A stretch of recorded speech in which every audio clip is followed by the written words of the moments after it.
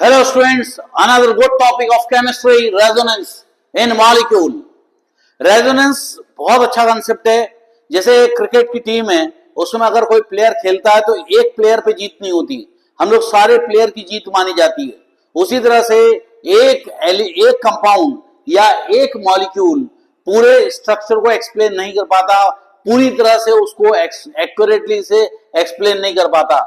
जैसे बेंजीन का एक स्ट्रक्चर ये होता है और एक स्ट्रक्चर ये होता है, इन दोनों स्ट्रक्चरों को अपन कैनोनिकल फॉर्म बोलते हैं। इन दोनों का इंटरमीडिएट स्ट्रक्चर होता है जिसको बोलते हैं रेजोनेंस हाइब्रिड, और ये स्ट्रक्चर पूरे के पूरे मॉलिक्यूल को अच्छे से एक्सप्लेन कर पाता है। इसलिए हम लोग बोलते हैं कि कोई भी एक when any molecule can not be completely describe the structure properly with accurately, so intermediate between these structure is called resonance hybrid।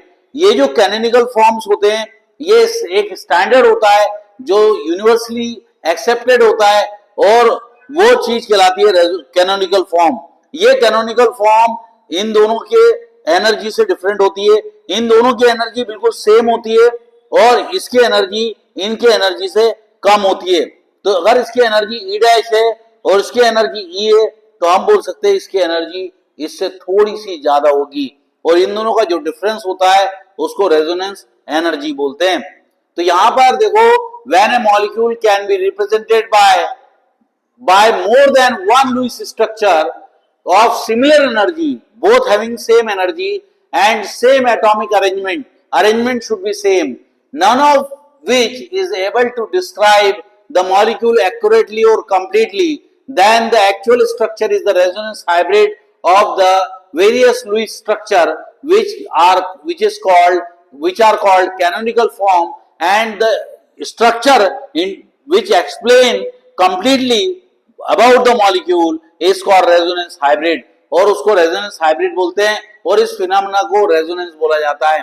जब इसको लिखते हैं तो क्या हमें ध्यान रखना पड़ता है, the contributing structure should have same arrangement of atoms, सबके अरेंजमेंट सेम रहते हैं एटम की, वो डिस्टर्ब नहीं होते, और इलेक्ट्रॉनिक अरेंजमेंट भी सेम होता है, वो भी डिस्टर्ब नहीं होता।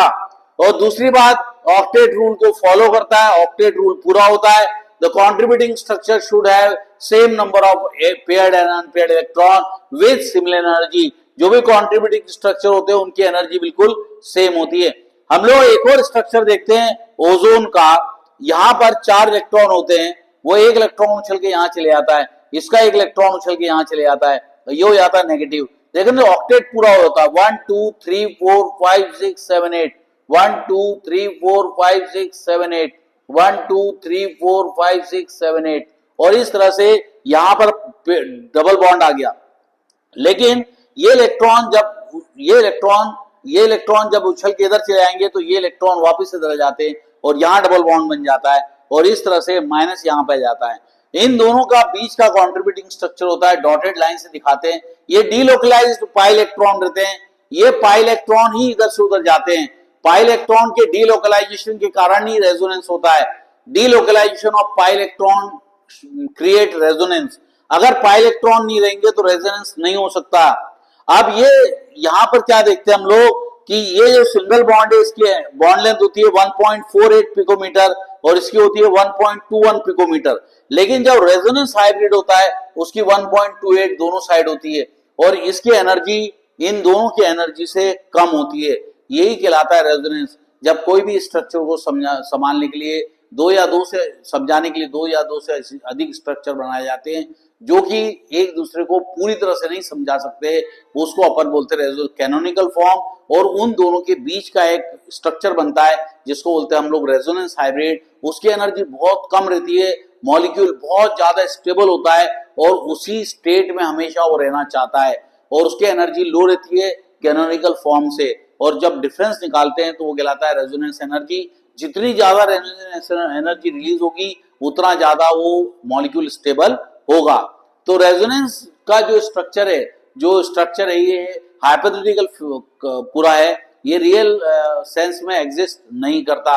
इसमें जो पाई बॉन्ड होना जरूरी है, और तभी डीलोकलाइज्ड पाई बॉन्ड के कारण ये रेजोनेटिंग स्ट्रक्चर होते हैं। और जो रेजोनेंस हाइब्रिड होता है उसकी एनर्जी कैनोनिकल फॉर्म से कम होती है।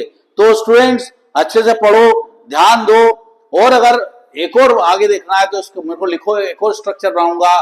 Bye bye students.